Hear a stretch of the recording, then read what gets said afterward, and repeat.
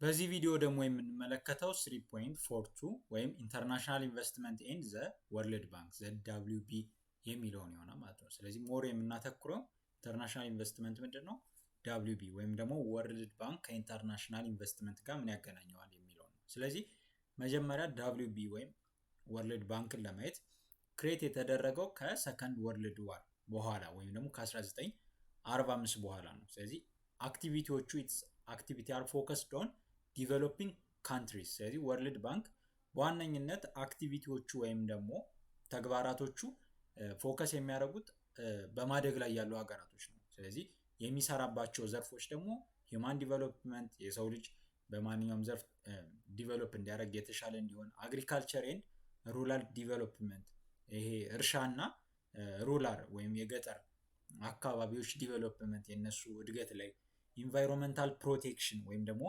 የኢንቫይሮንመንት የአካባቢ ደህንነት ላይ፣ ኢንፍራስትራክቸር ማለት የተለያዩ መሰረተ ልማቶች ላይ እና ገቨርናንስ ላይ፣ ለምሳሌ አንቲ ኮራፕሽን ሀገራቶች ምንድነው ኮራፕሽን ውስጥ እንትን እንዳይሉ፣ ዲቨሎፕመንት ኦፍ ሌጋል ኢንስቲትዩሽን ወይም ደግሞ የህግ አካላት እንዲቋቋሙ፣ እነዚህ ነገሮች ላይ ይሰራል ወርልድ ባንክ ማለት ነው። ኢት ፕሮቫይድ ሎን ኤንድ ግራንት ቱ ዘ ሜምበር ካንትሪስ። ስለዚህ ለአባል ሀገራቶቹ ምን ይሰጣል?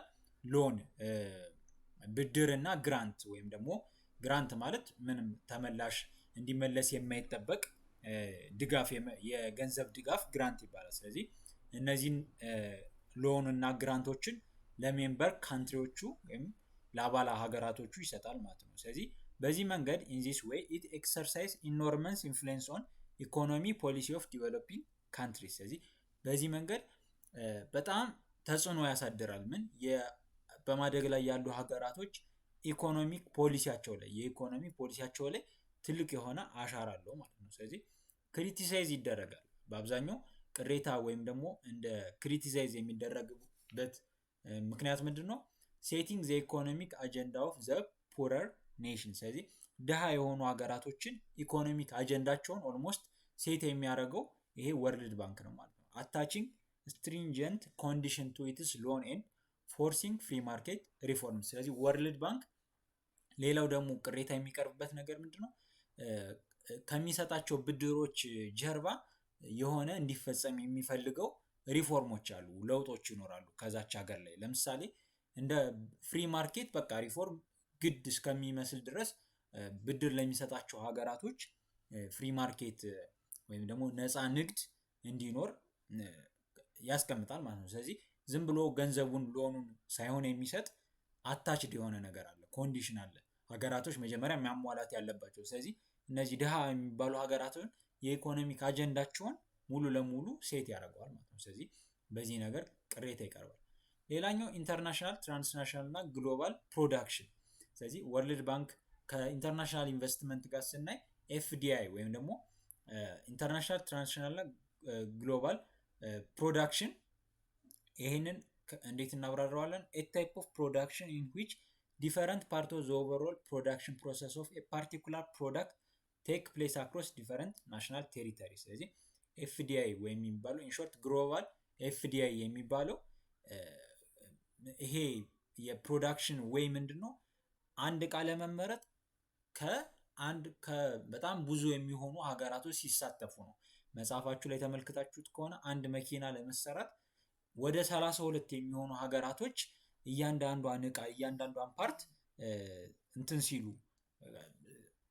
ሲያመቻቹ እናያለን ማለት ነው። ስለዚህ it is one major element of international ወይም ግሎባል ፖለቲካል ኢኮኖሚ። አሁን ላይ ያለው ፖለቲካል ኢኮኖሚ ይሄ ዋነኛው ነገሩ ነው ማለት ኤፍዲአይ የሚባለው ማለት ነው። ስለዚህ ይሄ ኢንተርናሽናል የሆነ ፕሮዳክሽን ወይም ደግሞ ኢንተርናሽናል ወይም ትራንስናሽናል ግሎባል ፕሮዳክሽን ይህንን ያመለክታል ማለት ነው። ስለዚህ አንድ እቃ ለመመረት አንድ ሀገር ላይ አይደለም የሚመረት። ለምሳሌ መኪና ለመመረት በሩ ከሆነ ሀገር ሊሆን ይችላል፣ ዳሽቦርዱ ላይ ያለው ኤሌክትሮኒክስ ከጃፓን ሊሆን ይችላል፣ ጎሞ ከጀርመን ሊሆን ይችላል። እነዚህ ነገሮች እርስ በርሳቸው እነዚህ ሀገራቶች እርስ በርሳቸው ተቀነጃጅተው ነው በግሎባል ትሬንድ ተሳስረው ነው ማለት ነው ፕሮዳክቶች የሚመረቱት። ስለዚህ ቱዴይ ትራንስናሽናል ፕሮዳክሽን ኔትወርክ አር ኢሜንስሊ ሞር ኮምፕሌክስ ኤንድ ላርጅ ኢን ስኬል። አሁን ላይ በአሁኑ ሰዓት ላይ ያለው ይሄ ትራንስናሽናል ፕሮዳክሽን የሚባለው በጣም ኮምፕሌክስ የሆነ ነው፣ ወይም ደግሞ በጣም ሂውጅ በጣም ትልቅ የሆነ ስኬል ያለው ነው ማለት ነው። ስለዚህ አንድ እቃ ለመመረት ከሚታሰበው በላይ የብዙ ሀገራቶች ተሳትፎ ያለበት ነው። ስለዚህ ሜጀር ፋክተሮቹ ዋና ዋና ፋክተሮቹ ምንድነው? ድራስቲክ ወይም ደግሞ እዚህ ነገር ላይ ይሄ ኢንተርናሽናል ወይም ትራንስናሽናል ፕሮዳክሽን እንዲመጣ ያደረጉ ሜጀር ፋክተሮች አንደኛው ድራስቲክ ዲክሪዝ ኢን ትራንስፖርት ኤንድ ኮሚኒኬሽን ኮስት፣ የትራንስፖርት ምንድነው የመጓጓዝ ወጪ እና የኮሚኒኬሽን ኮስት በጣም ቀንሷል። ስለዚህ ከአንድ ሀገር ወደ ሌላ ሀገር ያመረተችውን ምርት ለመላክ ያመረተችውን ፓርት ለመላክ በጣም ቀላል ነው። ይሄ ደግሞ ትራንስናሽናል ፕሮዳክሽኑን ፋሲሊቴት አድርጎታል ማለት ነው። ሌላኛው ደግሞ ዲቨሎፕመንት ኦፍ ኒው ኤንድ ቤተር ቴክኖሎጂ ኤንድ ኢምፕሩቭመንት ኦፍ ኢን ግሎባል ፋይናንስ። ስለዚህ የተሻሉ ቴክኖሎጂዎች መኖር እና ኢምፕሩቭመንታቸው ይሄ ግሎባል ፋይናንሱም ደግሞ መሻሻሉ፣ እነዚህ ሁሉ ነገሮች ለትራንስናሽናል ወይም ፕሮዳክሽን ኔትወርክ ለዛ አስተዋጽኦ አበርክተዋል ማለት ነው። ስለዚህ ኢንቨስትመንት ኤንድ ዘ ዲቨሎፕመንት ፕሮሰስ ኢን ጀነራል ኢን ዘ ዲቨሎፕድ ካንትሪዝ ፕሪዶሚናንትሊ ገቨርንድ ባይ ኢንተራክሽን ኦፍ መልቲናሽናል ካምፓኒስ ኢንቨስትመንት። ስለዚህ ኢንቨስትመንትን ስናወራ በዲቨሎፕድ በሆኑ ወይም ደግሞ ባደጉ ሀገራት ምንድን ነው ኢንቨስትመንት በዋነኝነት መልቲናሽናል ካምፓኒስ ከአንድ በላይ መልቲናሽናል ካምፓኒ ማለት ኦልሞስት እንደ ጎግል አይነት የአንድ ሀገር ካምፓኒ ናቸው ብለን ማንወስናቸው መልቲናሽናል ካምፓኒዎች ጎግል ላይ ሼር ሆልደሮች ከብዙ ሀገር ያሉ ናቸው ነው። እና ስለዚህ ባደጉ ሀገራቶች ላይ ኢንቨስትመንት እንደዛ ነው። ኢንቨስተሮች ይኖራሉ፣ ሼር ሆልደሮች ይኖራሉ። እነሱ ኢንቨስት በማድረግ ነው ካምፓኒዎች ገንዘብ ምንጭ ካፒታል የሚያገኙት። ግን ዲቨሎፕመንት ፕሮሰስ ኢን ዲቨሎፒንግ ካንትሪስ በማደግ ላይ ባሉ ሀገራቶች ግን ዳይሬክትሊ ኦር ኢንዳይሬክትሊ ገቨርንድ ባይ ዘ ወርልድ ባንክ። ስለዚህ በማደግ ላይ ያሉ ሀገራቶችን ግን ስናይ ለምሳሌ ኢትዮጵያን ብናይ፣ አብዛኛው የአፍሪካ ሀገራቶችን ብናይ ኦልሞስት ኢንፍራስትራክቸራቸውን ወይም መሰረተ ልማታቸውን ለመስራት ብዙ ነገራቸውን ለማከናወን ዳይሬክት ቀጥተኛ ወይም ኢንዳይሬክት በሆነ መንገድ በተዘዋዋሪ መንገድ ከወርልድ ባንክ ነው ማለት ነው ኢንቨስትመንት የሚያገኙት። ስለዚህ ሳምታይምስ ሞር ፓወርፉሊ ዛን ዘ ገቨርንመንት ኦፍ ሶቨሪን ስቴትስ፣ አንዳንድ ጊዜ ከዛ ሀገር መንግስት በላይ አቅም አለው ወርልድ ባንክ ሀገሪቷ ላይ የሚያሳድረው ተጽዕኖ ወይም ደግሞ የሀገሪቷን ኦልሞስት አብዛኛውን ኢኮኖሚክ ነገር ላይ በጣም ተሳትፎ ይኖረዋል ማለት ነው። ስለዚህ the World Bank which was primarily designed as vehicle for disbursement of Marshall Plan money set up to aid immediate reconstruction of Europe። ስለዚህ ወርልድ ባንክ መጀመሪያ ሲቋቋም ከጦርነቱ በኋላ በጣም የተጎዳውን የአውሮፓን ሪኮንስትራክት ለማድረግ እንደገና ለማደስ እንደገና ለማቋቋም ነበር። ስለዚህ later on the bank expand its influence to all developing countries in Asia, Africa and Latin America። ስለዚህ ምንም እንኳ መነሻው በጦርነት የተዳከመውን ዩሮፕን ሪኮንስትራክት ማድረግ እንደገና ማደስ ቢሆንም ከዛ በኋላ ግን ኢንፍሉዌንሱን በጣም አስፍቶ አሁን ላይ ኤዥያ፣ አፍሪካ እና ላቲን አሜሪካ ማለት ደቡብ አሜሪካ እዛ ላይ ትልቅ የሆነ ተጽዕኖ አለው ማለት ነው ወርልድ ባንክ። ስለዚህ አንላይክ ኢን ዘ ኬዝ ኦፍ ዩሮፕ ከዩሮፕ በተለየ መንገድ ዘ ኢምፓክት ኦፍ ወርልድ ባንክ ኦን ዘ ዲቨሎፕመንት ኦፍ ዲቨሎፒንግ ካንትሪ ሃቭ ቢን አት ቤስት ኮንትሮቨርሻል ኤንድ አት ወርስ ኔጌቲቭ። ስለዚህ ወርልድ ባንክ ሲቋቋም ከነበረው ምንድን ነው አላማ በተለየ መንገድ አሁን ላይ ያለው ወርልድ ባንክ ዲቨሎፒንግ ካንትሪ በማደግ ላይ ያሉ ሀገራቶች ላይ ያለው ተጽዕኖ እንዲሁ ተሻለ ቢባል ኮንትሮቨርሻል በጣም ብዙ ጥያቄ የሚያስነሳ ሲቪስ ደግሞ ጭራሽ ኔጌቲቭ ወይም ደግሞ ጎጂ ተደርጎ ይታሰባል ማለት ነው። This has largely to do with the one size fit all type of excessive and hard to implement policy prescription።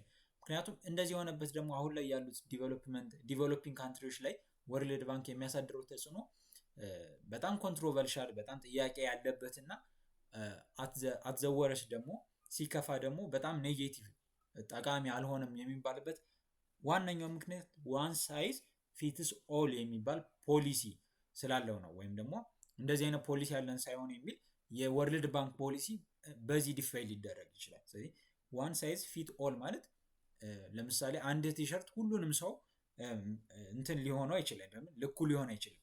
ለምሳሌ የሆነ ቲሸርት ሚዲየም ሳይዝ ከሆነ ለህፃን ልጅ ሊሆን አይችልም፣ በጣም ደግሞ ግዙፍ ለሆነም ሰው ሊሆን አይችልም። ነገር ግን ወርልድ ባንክ ያለው ፖሊሲ ወይም ፕሪስክሪፕሽኖቹ ምንድናቸው? ዋን ሳይዝ ፊት ኦል ነው። በቃ አንድ ፖሊሲ ያለው የሀገራቶችን ኮንቴክስት የሀገራቶችን ነባራዊ ሁኔታ ባላገናዘበ መንገድ ሁሉም ሀገር ላይ ያን ፖሊሲ ነው ፑሽ የሚያደርገው። ስለዚህ ሞስትሊ ኦፍ ኒዮ ሊበራል ቨርዥን። ስለዚህ የወርልድ ባንክ ፖሊሲ በአብዛኛው እንዴት ዲፋይን ይደረጋል?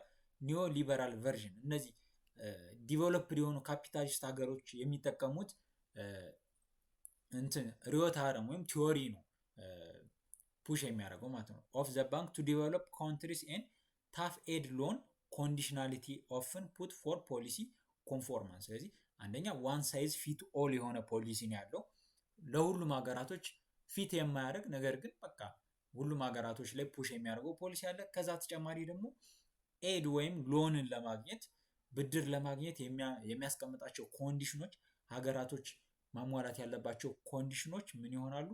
በጣም ሃርድ ናቸው ወይም ደግሞ ታፍ ናቸው፣ ከባድ ናቸው ማለት ነው። ስለዚህ ወርልድ ባንክን በዚህ መንገድ እናየዋለን ማለት ነው። ስለዚህ ኢንተርናሽናል ኢንቨስትመንት እና ወርልድ ባንክ ያየንበት ቪዲዮ ይመስላል።